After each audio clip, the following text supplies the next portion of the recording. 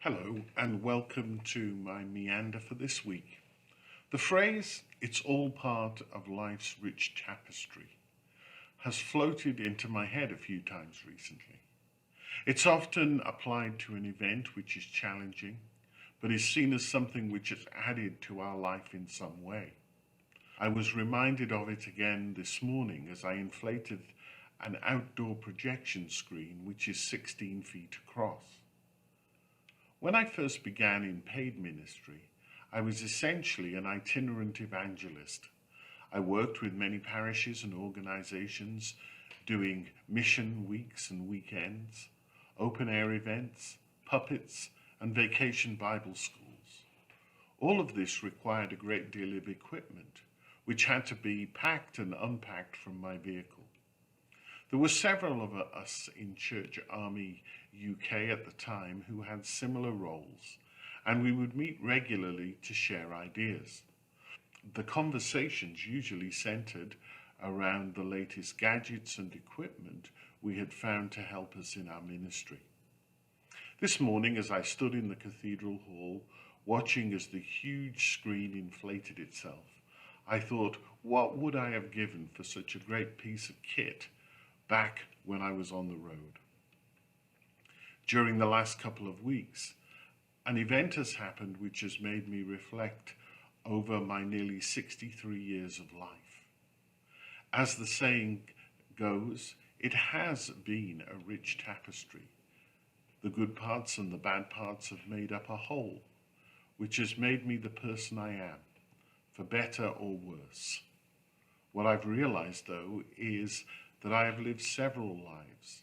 Each of them has slowly drifted into the next, and in many ways the things which seemed so pressing and fearful some years ago have become important components in the ongoing weaving of the cloth which will be my life.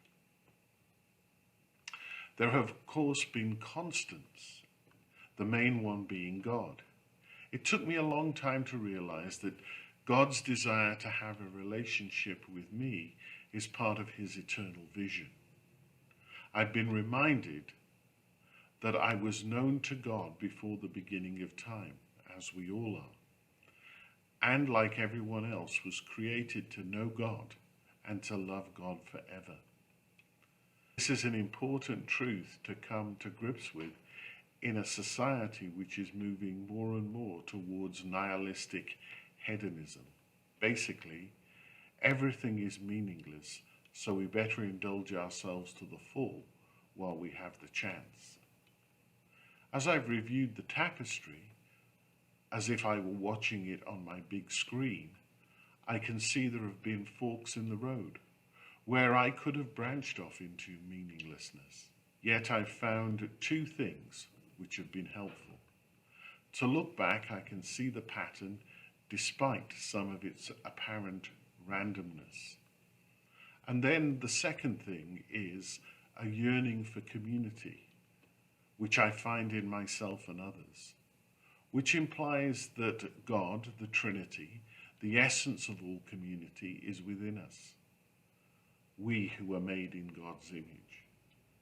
It is being in community with God and each other where we discover meaning.